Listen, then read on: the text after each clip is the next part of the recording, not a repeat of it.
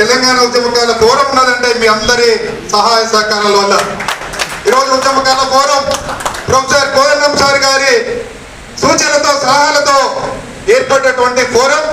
ప్రతి ఒక్క కార్యక్రమాన్ని కూడా కోదండం సార్తో పాల్గొన్నటువంటి కోదండం సార్ గారి కిందనే మనం అందరం కూడా ఉద్యమ పాఠాలు నేర్చుకుంది కోదండం సారు ద్వారానే. అదేవిధంగా సారు ద్వారా నేర్చుకున్న ఆ యొక్క ఉద్యమాల చరిత్ర ఆధారంగా మనం చూస్తూ ఉండొద్దు. రేపు 2023 ఎలక్షన్ లో ఉద్యమకాల అంశాన్ని ఎజెండాగా చేద్దామని మనం చెప్పి 33 జిల్లాలు తిరగడం జరిగింది. ఆ అంశాన్ని ఎజెండాగా మార్చడంలో మనం కొంత విజయవంతం ఒక అడుగు కూడా వేయడం జరిగింది. అయితే ఈ సందర్భంగా మన ఉద్యమ రాష్ట్ర ప్రొఫెసర్ కోదండం సార్ గారు ఇక్కడే ఉన్నారు కాబట్టి సార్ గారికి కూడా ఉద్యమకాల ఫోరం తరఫున ఒక ఆవేదన సార్ చెప్పాలని అందరం భావిస్తున్నాం. ఏంటంటే ప్రధాన ఆవేదన ఏంటంటే ఈరోజు ఉద్యమకాన్ని గుర్తించడానికి ప్రభుత్వం ఒక కమిటీ వేయాలని కోరుకుంటున్నారు. మీరు వాళ్ళకి ఇవ్వాలని కూడా ఇస్తుందని కోరుతున్నాం. ఇవన్నీ కూడా అమలు కావాలంటే సంక్షేమ బోర్డును ఏర్పాటు చేయండి. సంక్షేమ బోర్డు ద్వారా ఈ యొక్క ఉద్యమకాల గుర్తింపు కానీ, ఈ యొక్క 250 గజాల స్థలం ఇవ్వడం కానీ, లేకపోతే పెన్షన్ కానీ, ఇవన్నీ కూడా ఉద్యమకాలకు అమలు కావాలంటే ఒక సంక్షేమ బోర్డును ఏర్పాటు చేయాలని ఈ సందర్భంగా కోదండం సార్ గారికి విజ్ఞప్తి చేస్తున్నాం. అదేవిధంగా ఈరోజు అనేక వర్గాలకు పెన్షన్ ఇస్తున్నారు. మరి పెన్షన్ ఇచ్చే విధానం కూడా ఈరోజు ఉద్యమకాలకి ఇవ్వాల్సిన అవసరం ఉన్నది. ఈరోజు ప్రభుత్వం అనేక మందికి పెన్షన్ సౌకర్యాలు ఇస్తున్నారు. అయితే ఉద్యమకాలకి సంక్షేమ పథకాల్లో కొంత వాటా కేటాయిస్తే ఆ వాటాలో ఉద్యమకాలకు ఇవ్వచ్చు. మనకి ఎటువంటి ఖర్చు కూడా ఉండదు. ఈరోజు 250 గజాల స్థలం ఇవ్వడానికి కూడా మేము కేవలం 250 గజాల స్థలం ఇవ్వడానికి చూడట్లే.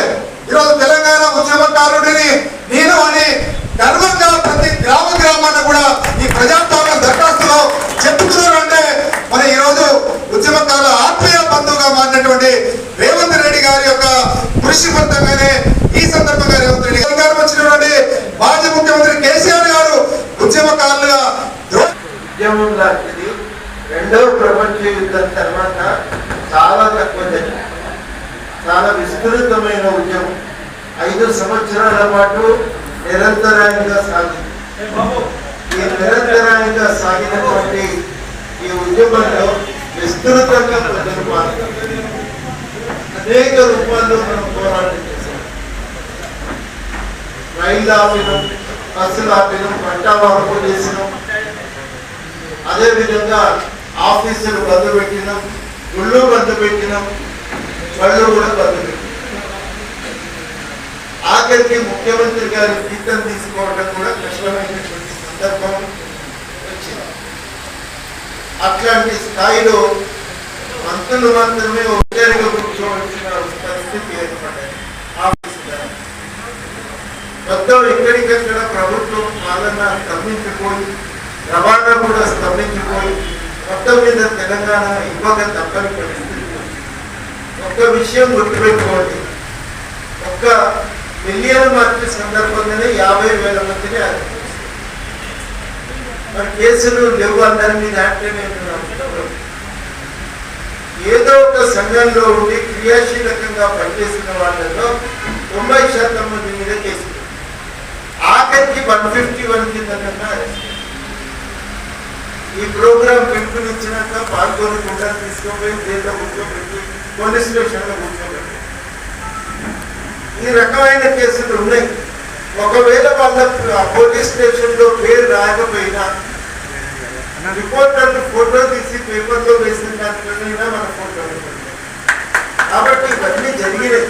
చాలా మంది మీద ఏదో ఒక రూపంగా కేసు అన్నా ఉంది, 151 కింద అరెస్ట్ అన్నా అయినా. కాబట్టి ఆ విషయంలో పెద్దగా రండి కూడా అవసరం లేదు.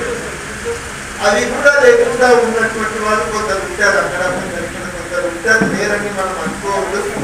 అట్లాంటి వాళ్ళ విషయానికి వచ్చేసరికి మనం గుర్తుపెట్టుకోవాల్సింది ఏంటంటే, ఫలానా జేఏసీ బాధ్యుడు కార్యక్రమం చేసిన పత్రికల్లో వార్త అయినా వచ్చింది.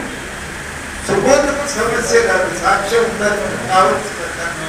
ఇక నాకు లేదు, నన్ను గుర్తించవలసిందే అని ఎవరైనా పట్టుబడి ఏంటంటే ఉన్నాడా లేడా అని ముందు మనం తెలుసుకోవాల్సిన అవసరం. కాబట్టి ఈ విషయంలో ఒక జాగ్రత్త. ఇంతకుముందు దిలీప్ గారు చెప్పినట్టు జేఏసీలో ఏదో ఒక సంఘం పెట్టుకొని నిరంతరం కార్యక్రమాలు చేసిన వాళ్ళు దీక్షలు నడిపిన వాడు, రోజు ఒక దగ్గర సమావేశమై కార్యక్రమం నిర్వహించిన వాడు, ఇట్లా రకరకాలుగా ఉద్యమ కార్యక్రమానికి పిలుపునీయంగానే దాన్ని విజయవంతం చేయడానికి రోజుల తరబడి చెప్పినటువంటి వాడు, రకరకాల రూపాల్లో క్రియాశీలకంగా పనిచేసిన వాళ్ళు ఉన్నారు. మొట్టమొదటి వాళ్ళకు న్యాయం జరగాలి, మొట్టమొదటి వాళ్ళకు న్యాయం జరగాలి. ఆ వాళ్ళకు న్యాయం జరిగిన తర్వాత ఇంకా ఎవరైనా మిగిలిపోయిన వాళ్ళు ఉంటే తప్పనిసరిగా జేఏసీలు ఉంటాయి, గుర్తిస్తాయి. జేఏసీ చెప్పినాక ఎవరున్నారో ఎవరు లేరు అనేది తెలియదు. నేను ఒక 4-5 జేఏసీలతో కూర్చొని ఎంతమంది మీద కేసులు ఉన్నాయని లెక్కగిస్తే దాదాపు అందరి మీద. ఆఖరికి ఏంటంటే తీసుకుపోయి మిలియన్ మార్కుల సందర్భంగా అరెస్ట్ చేసిన వాళ్ళు కూడా సకల జనుల సమ్మకుడు ఏదో ఒక రోజు పోలీస్ స్టేషన్లో కూర్చోబెట్టే రైల్వే కేసులు ఉన్నాయి కొంతమంది మీద. ఇవన్నీ కూడా మనం గుర్తుపెట్టుకోవాలి. కాబట్టి అది ఒక సమస్య కాదు. ఇవాళ మనకు ఎఫ్ఐఆర్ కాపీ దొరకకపోతే వేరే మాట, కోర్టుకు పోతే దొరికే ఛాన్స్ ఉంది, పోలీస్ స్టేషన్లో దొరికే ఛాన్స్ ఉంది. ఇవి రెండూ లేకపోతే కనీసం కోర్టు వార్త అన్నా అలా రోజు ఎఫ్ఐఆర్ నమోదైంది, ఫలానా వ్యక్తులు అరెస్ట్ అయ్యారు. అప్పటికీ ఇంకా లేకుండా ఎవరనుకుంటే ఏం చేయాలనేది ఆలోచించాం. జేఏసీ ఉండనే ఉన్నాయి కాబట్టి దాన్ని గుర్తుపెట్టుకోవడం పెద్ద కష్టమైన పని కాదు. నాచారం అయితే రాధాకృష్ణ ఉండడానికి జరుగుతాయి, అట్లాగే సురేందర్ రెడ్డి ఉన్నాడు, తెలుస్తుంది. అక్కడ సీతారాం ఉన్నాడు, తెలుస్తుంది వాళ్ళు ఎవరున్నారు ఎవరు లేరు అని. ఆ మేరకు మనం గుర్తుపెట్టడం అనేది కష్టమైన పని కాదు. ఇవాళ మనం ఆలోచించవలసిన రెండవ విషయం ఏంటంటే ఒక 250 గజాలైనా ఇంకా ఏమన్నా ఉందా అని మనకి ఆలోచించుకోవాల్సిన అవసరం ఉంది. మూడో విషయం ఏంటంటే సంక్షేమ బోర్డు అనేది ఏర్పడాలి. ఆ బోర్డు ఏం చేస్తారంటే ఉద్యమకారుల అవసరాలకు సంక్షేమానికి తోచిన మేరకు సహకారం అందిస్తూ ఉంటుంది. కనుక మనం సీరియస్గా ప్రయత్నం చేయవలసింది సాక్ష్యం దొరుకుతుంది పక్కన పెట్టాలి. సాక్ష్యం దొరుకుతుంది, అది విషయం కాదు. నేను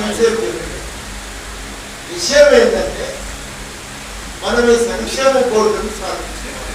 అది మనకున్న సీరియస్ అవసరం. దానికోసం సీరియస్గా ప్రయత్నం చేద్దాం. సంక్షేమ బోర్డును సాధించుకునే ఏదో మనం ఒకటి గుర్తుపెట్టుకోండి, కేవలం ఇవాళ 250 గజాల కోసం మనం ఏం కొట్లాడి వస్తుందని ఆశపడదు. కానీ మనం ఇవాళ చెప్పేది ఏంటంటే సర్వం త్యాగం చేసి కొట్లాడి ఆగమైపోయిన కుటుంబాలకు ఉపయోగపడుతుంది. ఆ మేరకు మనము ఈ 250 గజాల జాగా అనేది మనం అడుగుతున్నాం. ఇవాళ ఒక ప్రమాదం కూడా ఏముంటుందంటే ఎన్న రానుడే మోచేతులతో పక్కన వాళ్ళందరినీ చూసుకుంటూ అందరికంటే ముందు పోయి మంత్రులు వాళ్ళే హిందులు, తెలంగాణ పేరు నాయకులు వాళ్ళే హిందులు. కాబట్టి మనం ఆ జాగ్రత్త తీసుకోకపోతే మళ్ళా మనకే నష్టం జరుగుతుంది కొట్లాడిలో. ఆ జాగ్రత్త మనం అయితే తీసుకోవాలి. ఉన్నారు, చాలా మంది ఉన్నారు కొట్లాడిలో త్యాగం చేశారు, కుటుంబాలు ఆగమైంది, వాళ్ళ ఆస్తులు తరిగిపోయింది. కొంతమందికి అయితే కొంతమందికి ఏంటంటే యుక్త వయస్సులో పనిచేసి సంపాదించుకోవాల్సిన